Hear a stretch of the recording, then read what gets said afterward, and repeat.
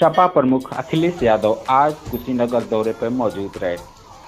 कुशीनगर दौरे के दौरान सबसे पहले अखिलेश यादव ने मदनी मस्जिद के पक्षकार हामिद अली के घर पहुंचकर चर्चित मदनी मस्जिद की कार्रवाई और स्थिति के बारे में विस्तार से जाना।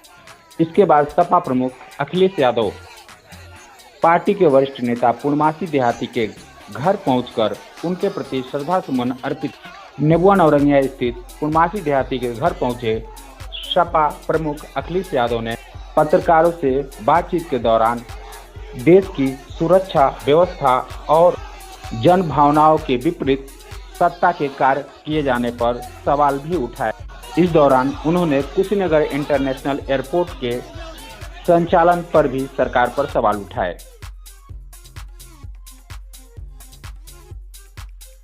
आप धर्म अगर मानते हो तो ये कहिएगा ये एयरपोर्ट किसने बनवाया है। अगर आप अपने पत्रकार धर्म याद दिला रहे हो तो ये कम से कम मेरी आपसे उम्मीद है कि आप ये धर्म निभाएंगे और ये बताएंगे कि कुशीनगर का एयरपोर्ट बनाने में सबसे ज्यादा बजट किसने दिया। सर 211 सबसे ज्यादा बजट किसने दिया। बजट के साथ साथ ये पहली बार नहीं हुआ है। मैं पहले भी इसी एयरपोर्ट पे उतरना चाहता था, याद कीजिए आप। एयरपोर्ट पे नहीं उतरने दिया। कौन हो सकता है। आज भी मैं उतरना चाहता था, आज भी नहीं उतरने दिया। अब एयरपोर्ट तो बिकने हैं, कुशीनगर एयरपोर्ट का ज्यादा प्रचार हो जाता।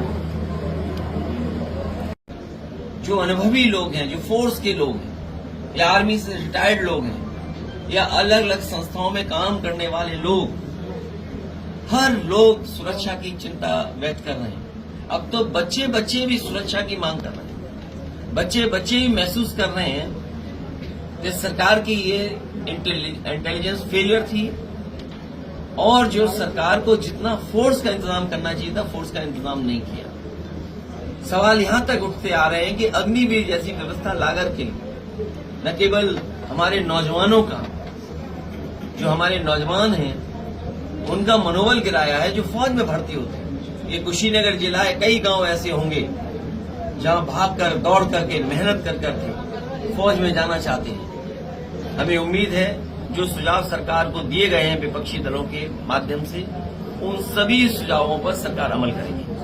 सरकार ने जो क्योंकि सरकार ने हर फैसला अपनी मन मर्जी से लिया है। अभी तक हमने आपने जो कुछ देखा है, कश्मीर को लेकर के, जम्मू को लेकर के, सरकार ने अपनी मन मर्जी से फैसले लिए। उन्होंने अपने लोगों के बीच बैठ करके राय मशवरा कर करके ही फैसले लिए। तो जिसने अपनी मर्जी से फैसले लिए हों, वो जो हुई है घटना उससे बच नहीं सकते। वहीं हम ये भी कहना चाहते हैं कि ऐसी घटनाओं से कोई पॉलिटिकल लाभ नहीं लेना चाहिए। ऐसी घटनाओं से कोई राजनीति नहीं निकलनी चाहिए। हालांकि भारतीय जनता पार्टी के अपने कट्टर समर्थक भी सोच करके दुखी हैं, क्या वेरीफाइड अकाउंट से ऐसी तस्वीरें आ सकती हैं। तो जब कट्टर समर्थक भी उनके खिलाफ खड़े हो गए इन सब मसलों को लेकर के, ये गंभीर विषय है।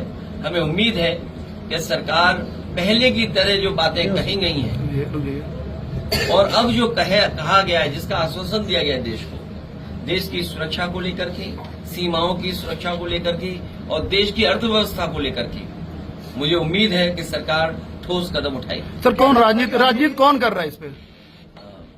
जो तस्वीर छापे हैं वो राजनीति कर रहे हैं। जो इसमें राजनीति के और चीजों को कह रहे हैं वो राजनीति कर रहे हैं। मैं अपने चैनल भाइयों से भी कहूंगा और सोशल मीडिया पे भी जो समय समय पे चलता है, और मैं सरकार से कहूंगा, सरकार से हमें उम्मीद है कि सरकार ऐसी पाबंदियां भी लगाएगी सोशल मीडिया पर भी, और कई चैनल जो इसको दूसरी दिशा देना चाहते हैं। हमारा देश एक साथ खड़ा है, कश्मीर के लोग एक साथ खड़े हैं, पहलगांव के लोग एक